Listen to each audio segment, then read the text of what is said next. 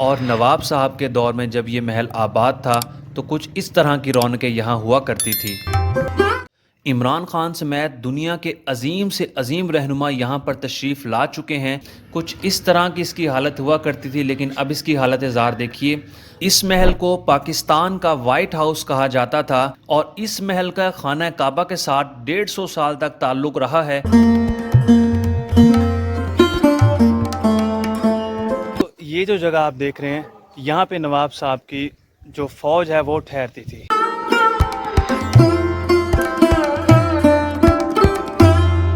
یہ ڈیرہ نواب صاحب کا مرکزی چوک ہے اور یہاں سے ہی محل کے اثرات نظر آنا شروع ہو جاتے ہیں۔ سامنے آپ کو محل کی بلڈنگ پر جھنڈا اور انتظامی چوکی نظر آ رہی ہوگی۔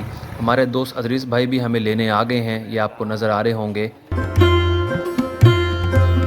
ہم اس وقت محل کی دیوار کے ساتھ سفر کر رہے ہیں اور یہ کونے پر جو بیرک نظر آ رہی ہے، یہاں پر حفاظتی انتظامات سر انجام دیے جاتے تھے۔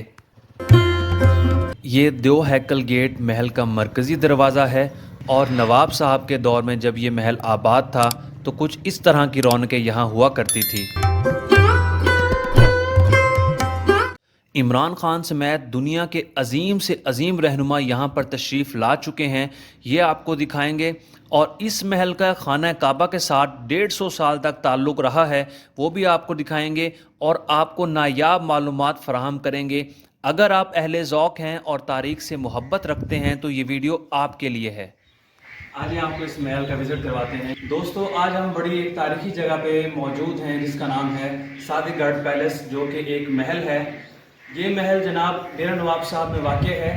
اس محل کو 1882 میں تعمیر کیا گیا اور اس وقت 1882 میں اس محل کی تعمیر پہ تقریباً 15 لاکھ روپے خرچہ آیا تھا اور یہ تقریباً 10 سال میں جا کے مکمل ہوا تھا۔ ایک حیران کن بات بتا دوں کہ ڈیرہ نواب صاحب کا جو ریلوے اسٹیشن ہے، وہاں سے ایک سرنگ نکلتی ہے جو کہ صادق گڑھ پیلس اس محل تک پہنچتی ہے۔ اس دور میں اس سرنگ کے تھرو آمد و رفت کا سلسلہ ہوتا تھا۔ آپ کو کرواتے ہیں وزٹ، آئیے ہمارے ساتھ۔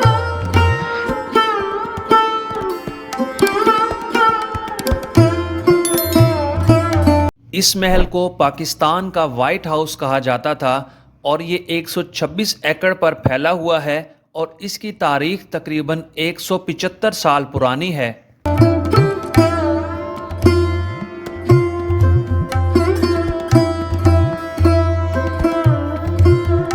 داخل ہوتے ہی سنگ مرمر کا فوارہ نصب کیا گیا ہے جو کہ آپ کو خوش آمدید کہتا ہے۔ اس کے بعد شاہی دربار ہے جہاں پر نواب صاحب لوگوں کے معاملات سلجھایا کرتے تھے۔ کچھ اس طرح کی اس کی حالت ہوا کرتی تھی، لیکن اب اس کی حالت زار دیکھیے۔ اور نواب صاحب سامنے اس طرح سے تخت پر براجمان ہوتے تھے اور نواب صاحب کا تخت اسپیشلی بیلجیم سے منگوایا گیا تھا۔ اور یہ جو شیشہ آپ دیکھ رہے ہیں، یہ سمندری راستے سے کراچی پہنچا تھا اور کراچی سے بہاولپور۔ اس کے لیے اسپیشل ریلوے ٹریکس بچھائے گئے تھے اور متعدد پلیٹ فارمز کو وسیع کیا گیا تھا۔ اور یہ فانوس آپ دیکھ رہے ہیں، اس میں ٹنوں کے حساب سے ہیرے جوہرات جو ہے وہ لگائے گئے تھے اور یہ ٹوٹلی گولڈ پلیٹڈ سیلنگ ہے۔ یہ چھت جو آپ دیکھ رہے ہیں تو انتہائی نفیس قسم کا کام یہاں کیا گیا ہے۔ اس 3 منزلہ محل میں تقریباً 120 کے قریب کمرے ہیں اور 50 کمرے جو ہیں وہ زیر زمین ہیں ملازمین کے لیے۔ اور اس محل کی آپ کو موجودہ اور پہلے اس کی رنگینیاں کیا ہوا کرتی تھی، دونوں کا آپ کو جو ہے وہ موازنہ بھی کریں گے۔ جیسے آپ دیکھ رہے ہیں، کمرے کی پہلے حالت ایسی ہوتی تھی، اب حالت دیکھیں اس کی کیا ہو چکی ہے۔ اس محل میں ایک ہی وقت میں تقریباً 52 لیڈروں کو ٹھہرایا جا سکتا تھا اور ان کے ساتھ جتنے ملازمین نوکر چاکر ہوتے تھے سب کو کمرے دیے جاتے تھے اور ہر لیڈر کو اس کے کلچر کے حساب سے رہائش دی جاتی تھی۔ یعنی اس میں مختلف کمرے بنے تھے، چائنا روم، ترکش روم، برٹش روم، تو ہر لیڈر کو اس کے کلچر کے حساب سے روم دیا جاتا تھا تاکہ کسی قسم کی اس کو تنگی پریشانی نہ ہو۔ اور یہ بہت بڑا ڈائننگ ہال ہے جہاں سونے کے برتنوں میں کھانا دیا جاتا تھا اور ایک ہی وقت میں 100 لوگوں کا سیٹ اپ لگتا تھا۔ نواب صاحب نے ایک دعوت کی جس کی آپ تصویریں دیکھ رہے ہیں، جس میں ملکہ برطانیہ، شاہ Iraq, lord Mount Benton, Liaquat Ali Khan اور ضیاء الحق جیسے بڑے لوگ شامل تھے۔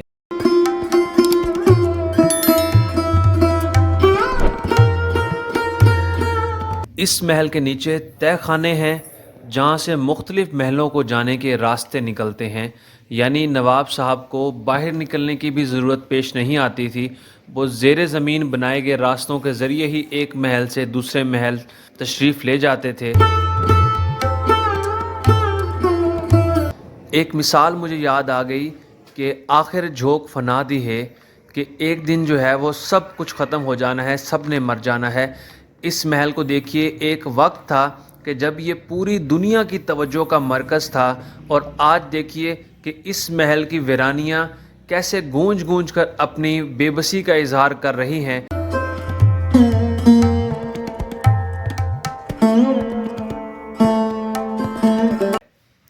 یہ جناب یہاں سے باہر کا ویو نظر آتا ہے، سامنے بارہ دری نظر آ رہی ہے آپ کو۔ بارہ دری کے رائٹ سائڈ پہ میں دکھاتا ہوں آپ کو کہ وہاں پہ استقبالیہ پورشن ہے۔ اس محل میں 2 لفٹیں بھی موجود ہیں جو کہ جرمنی سے منگوائی گئی تھی۔ یہ زیر زمین بینک ہے جہاں پہ محل کا تمام تر خزانہ رکھا جاتا تھا۔ اس محل کی خوش نصیبی یہ ہے کہ تقریباً 150 سال تک غلاف کعبہ یہاں پہ تیار کیا جاتا رہا، اور جو غلاف کعبہ اتارا جاتا وہ اس محل کی دیوار پر لٹکایا جاتا، اور دور دور سے لوگ اس کا دیدار کرنے کے لیے آتے۔ یہ دیکھیں، یہ غلاف کعبہ ماشاءاللہ لٹکا ہوا ہے اس دور میں۔ اب ہم جناب باہر کی طرف آ گئے ہیں۔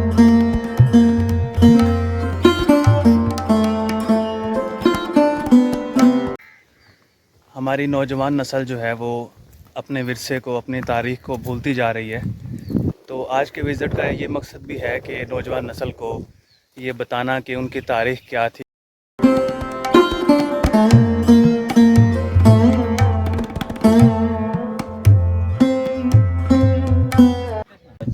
دوستو، یہ جو جگہ آپ دیکھ رہے ہیں، یہاں پہ نواب صاحب کی جو فوج ہے وہ ٹھہرتی تھی، یہاں پہ بالکل لائن بنا کے ٹھہرتی تھی، اور پھر نواب صاحب جو گزرتے تھے تو ان کو سلامی پیش کی جاتی تھی۔ یہ آپ کو تصویر نظر آ رہی ہوگی، تصویر میں بھی نظر آئے، دیکھیں۔ یہ جو سامنے جگہ نظر آ رہی ہے، یہاں پہ آنے والے مہمانوں کو گارڈ آف آنر پیش کیا جاتا تھا۔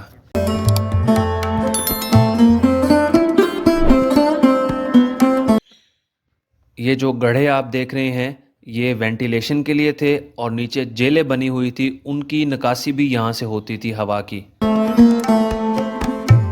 انگریزی، اردو، فارسی اور عربی علوم حاصل کرنے کے لیے یہ ایک وسیع لائبریری موجود ہے۔ وزیر اعظم عمران خان بھی یہاں تشریف لا چکے ہیں، اور یہ جو جگہ آپ دیکھ رہے ہیں، یہاں عمران خان ٹھہرے تھے، اور ان کے ساتھ نواب فلاح الدین عباسی تھے۔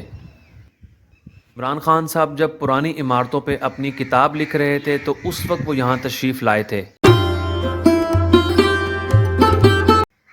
دوستو، آخر میں آپ کو یہ بتاتا چلوں کہ اس محل میں سینما موجود تھا، ایک پاور اسٹیشن تھا، اس محل کی بجلی جو ہے وہ خود بنائی جاتی تھی۔ اس کے بعد زیر زمین بینک تھا جو میں نے آپ کو دکھایا، لائبریری تھی، تالاب تھا، کنواں، اس کے بعد یہ سامنے بارہ دری نظر آ رہی ہے آپ کو، ہوا خوری کے لیے یہ بنائی گئی تھی۔ اس کے بعد پارک، عجائب گھر، اسلحہ بنانے والی فیکٹریاں، کارخانہ۔ الغرض یہ کہ 250 سال پہلے اس محل کے اندر دنیا کی تمام تر سہولیات موجود تھی، جو کہ آج بھی کسی ایک ہی چھت کے نیچے اتنی سہولیات نہیں ہو سکتی۔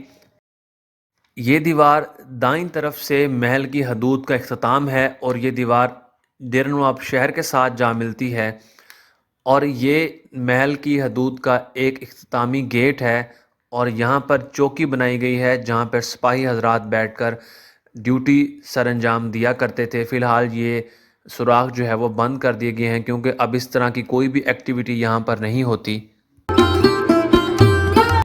یہاں ہزاروں سیاح آتے ہیں اور اس محل کی حالت دیکھ کر دکھی ہوتے ہیں۔ اگر حکومت وقت توجہ دے تو یہ ایک بڑا سیاحتی مقام بن سکتا ہے۔ تو دوستو، یہ تھا آج کا تاریخی ولاگ، امید کرتا ہوں آپ کو مزہ آیا ہوگا۔ تو اگر چینل پہ نئے ہیں تو چینل کو سبسکرائب کر دیجئے، ویڈیو اچھی لگی تو لائک کر دیجئے گا، جڑے رہیے ہمارے ساتھ مزید انٹرٹینمنٹ اور مزید انجوائے کے لیے۔ اللہ حافظ۔